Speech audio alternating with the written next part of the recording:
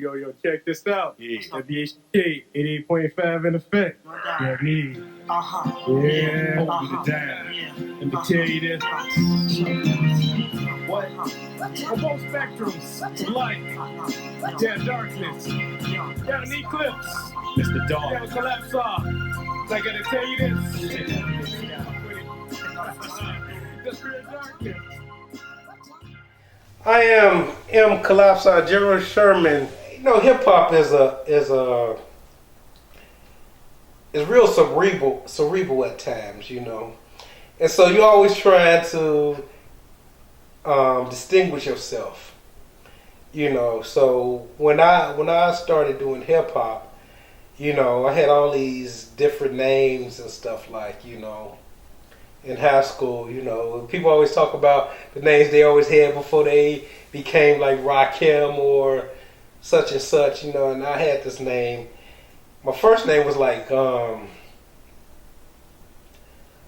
before M. Collapsar was like Rockefeller Gold Skull, you know, and I would write this on, you know, wood shop, I would write it on plaques and stuff like that.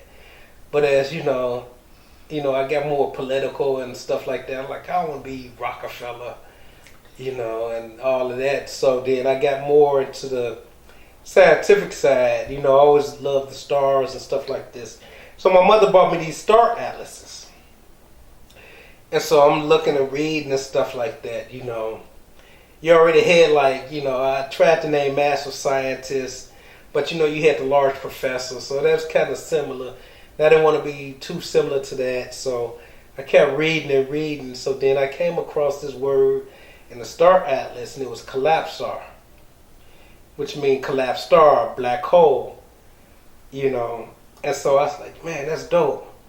I ain't never heard nobody call themselves Collapsar, so I took that Collapsar.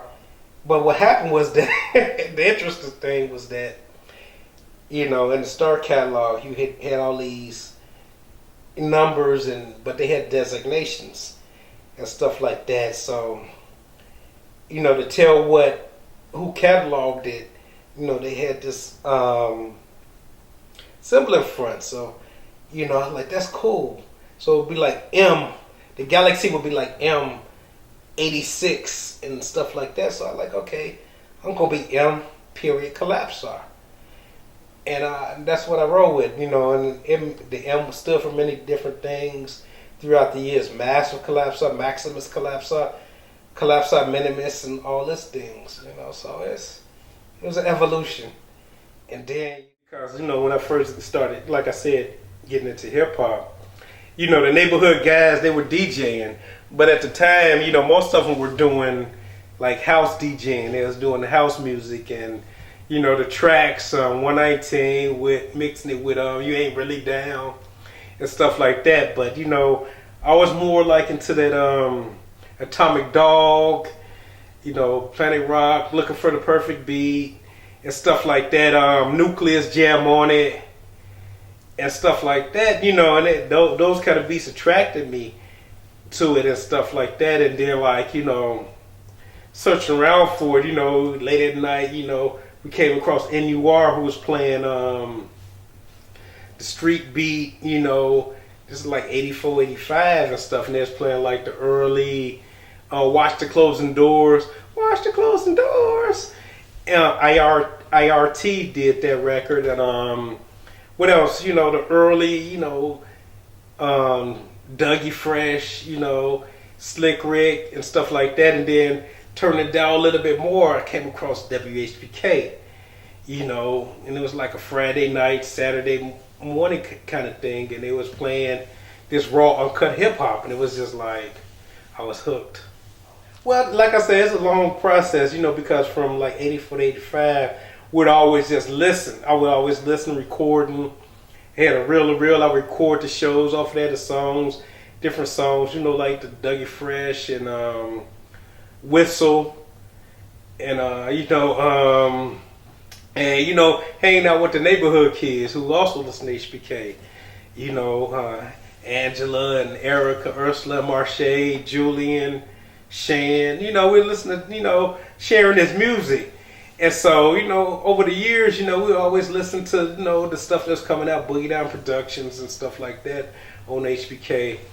And so, it wasn't until like 88, that, I went off to basic training, had to say goodbye to the neighborhood. And I went off to basic training in Georgia, came back about, I want to say 3 months later. And on my return, my guy, Rico, better known as Kingdom Rock to y'all, Shot Rock Nation, he had said, come on, we're going, after this meeting, we was at the International Committee Against Racism meeting. So after the meeting on Friday, we was like, we're going to go down, I'm going to take you down to HBK. So he took me down to HBK, and, I met JP Chill, this guy, who I had been listening to for all these years. Him and Ken and Purple Mansion and all these Quick Hands and stuff like that, these guys who were doing the show, he took me down there. I met one of the guys, JP Chill. And, me and Julian, we was amazed. It's the neighborhood radio stations right down the street from us, 57th University. We on 66 and Woodlawn. And so, it's like, these blocks separated, but it's right there. So it was a mind-blowing experience that first time walking up them stairs to the HBK studio and going through the doors and seeing that. I met Kingdom Rock, we was doing the International Committee Against Racism and, fighting against the Klan and racism and also with Progressive Labor Party.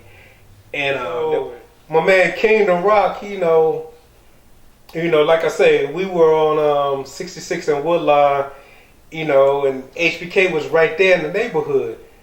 And so, like, he took us down there, and it's just like, this radio station brought two neighborhoods together, Woodlawn and the IDB Wells. Kingdom Rock was from IDB Wells, and they had, they crew that was from IDB Wells. Kingdom Rock, Riot, Prodigy, EQ, Ill State Assassins, and so he had took me down there, introduced me to JP Chill, and, it was mind blowing because I'm like, wow, we've been listening to this cat, you hear the voice come over the radio. This is before the internet and before you could see people really, if you didn't know him, you didn't really see him. And so, we met this guy and, he looking like Tom Cruise and he's playing this uncut raw hip hop out of New York and around the world, so it was a mind blowing experience. After Kingdom took us down there, man, Julian, we'd always kind of messed around, like, with the music, cause, as DJs, I wasn't really per se like a DJ like Julian and blending and cutting and stuff.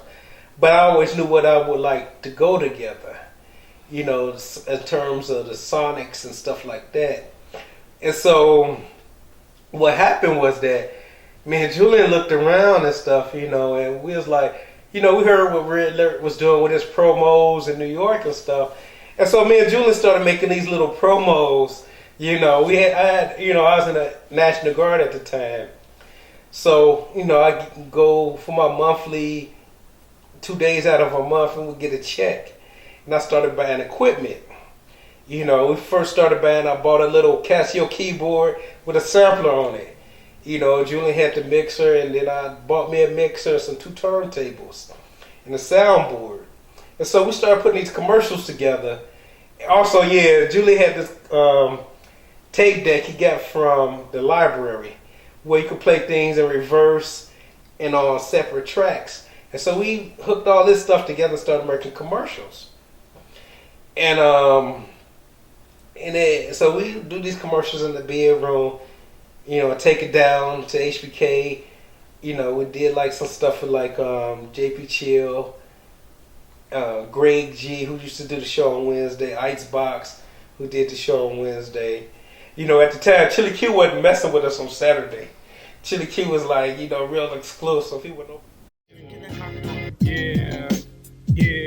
Wow. And I'm gonna stop right here and let my man Eclipse speak. Mr. Darkness in the house, representing Chug Camp, holding down the entire northern hemisphere. Continental North America, Chi-Town, the Midwest, the Wild Hunters. As you know. So one of the things is that, you know, a lot of people have been talking about their history and their legacy from whether they're the West Coast, down south, or the East Coast, or worldwide. But one of the things is that, you know, you can't leave out of the equation is that the role that Chicago hip-hop has played in this worldwide movement of hip-hop. And so, you know, one day I was sitting there like, you know, we need to honor these hip-hoppers. These men and women who went out there and put this out there for us to, you know, these stepping stones. And so I get with my man Prodigy from Ill State Assassins, and he designed this first shirt here, you know. And so what we did was we went and put a lot of the names of not everybody, we didn't get everybody, but a lot of the names we put on there who came through WHPK, who built, you know, this foundation that, you know, the youth and the older folks can stand on. You know, we had to figure LTD, Extreme, my man King James. You had, you know, who else we had on here? No ID, Doug Infinite, Radfest, Twilight Tone, JMD. You got the Star Blazers out of Woodlawn. You know, Lady Fresh, Luscious K. Yes, indeed. Cool Rock Steady. Chaos the Great, Sinbad the Slayer. 3D Davenport, you know. Who else we got on here? East of the Rock, Black School, New Birth, All Natural, the Necrobats. You know, Necrobats, you know, a lot of those people, you know, I helped, you know, get to that next step. You know, you have Pugsley Adams who does HPK now. You know, I would teach, you know, people and tell them this is how to work a board and this is what you need to do. You know, because it's important to pass that, you know, legacy on. And like I say, you know, so when you see somebody wearing a shirt like this, you know they official, because HBK allowed a lot of people to express their talent. You know, you're sitting at home making your tapes, and you know you can't necessarily walk down to GCI or some of these big radio stations with a lot of wattage to get your song going. You know, you had to go through a lot of politics. But HBK, you know, call a DJ up. Hey, I'm downstairs. Can I bring my tape up? Okay. Bring your tape up. We put it on. Let the people see. And let the people hear what you got to say. So when you looking at a lot of that, these cats who came out of Chicago, these women came out of Chicago, they're standing on the foundation of the South Side, WHPK. This isn't a DNA, this isn't a foundation. So we honor that.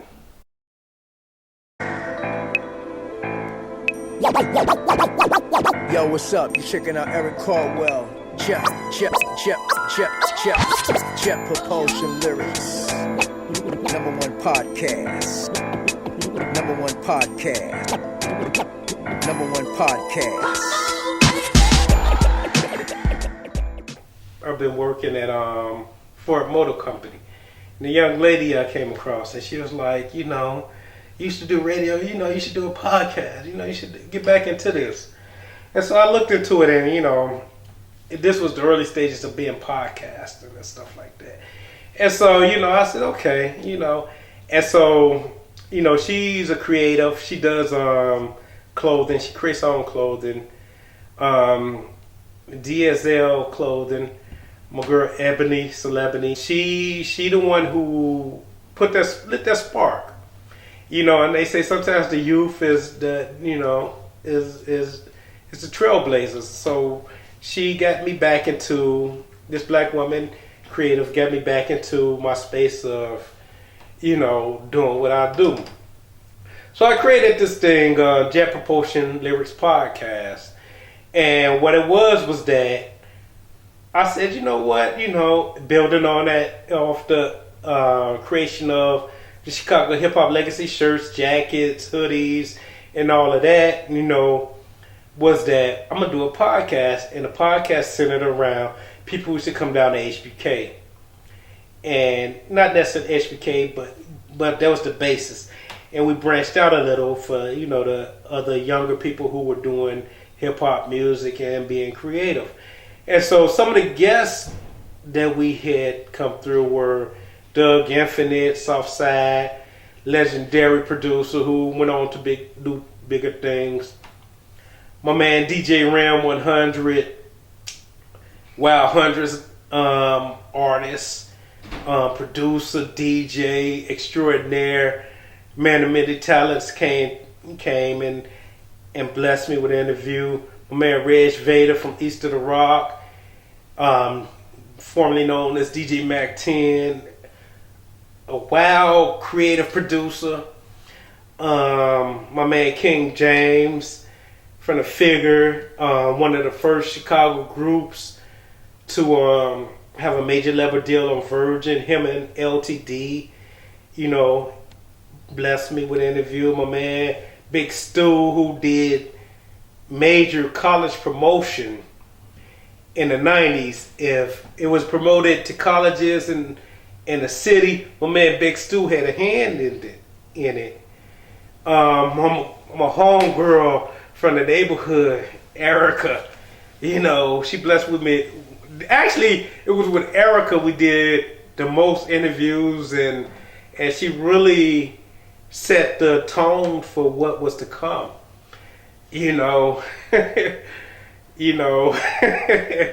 New wave in the building.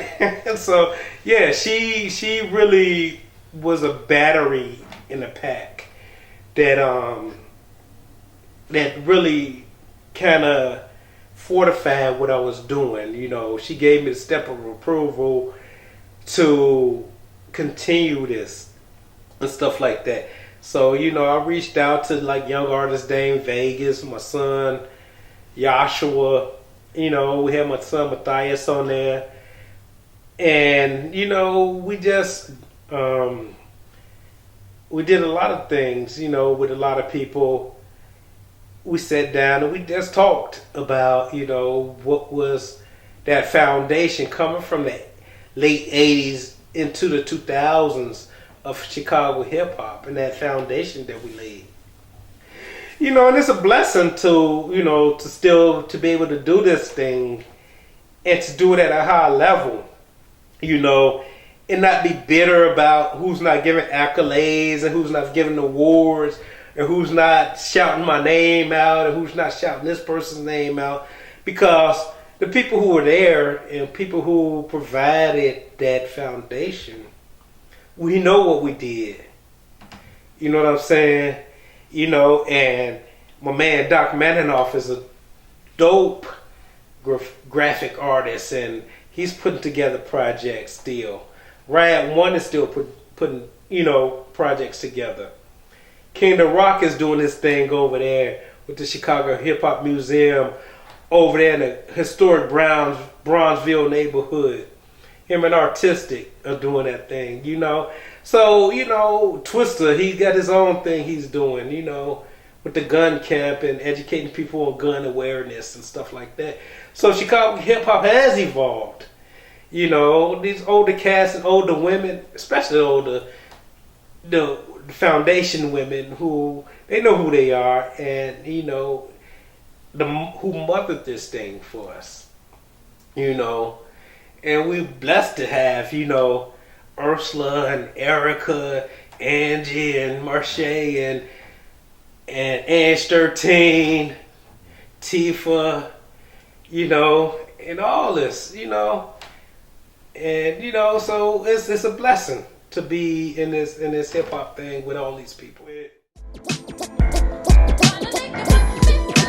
DJ Big Chuck.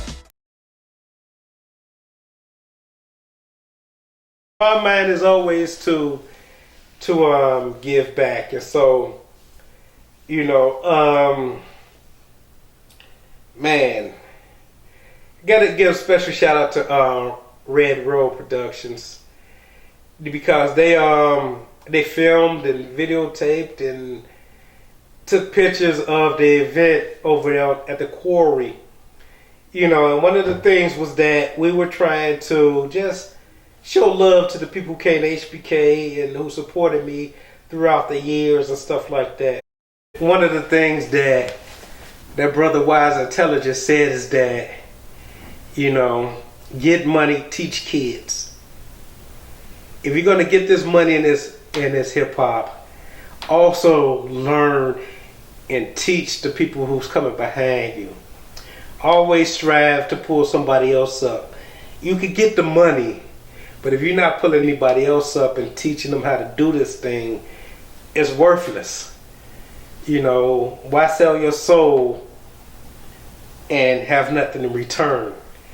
You know, because, you know, we always building on things from Egypt, Mesopotamia, the Fertile Crescent, Arabia, Israel, Palestine, the ancient names of these places, you know, Egypt, you know, Somalia, you know, the west coast of Africa, the south of Africa, you know, the cradle of life, Kenya, you know, we all, you know, all this is spread it out worldwide.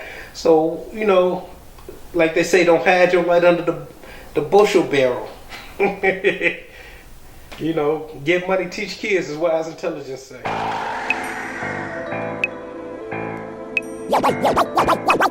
Yo, what's up? You checking out Eric Caldwell, Jet Propulsion Lyrics. #1 podcast. #1 podcast. #1 podcast. The Emperor Black Brother, Maelstrom and Up, Rhyme Flow, Hamasi DR, The Flux, Chud Music, DJ Big Chud, DJ Big Chud, DJ Big Chud,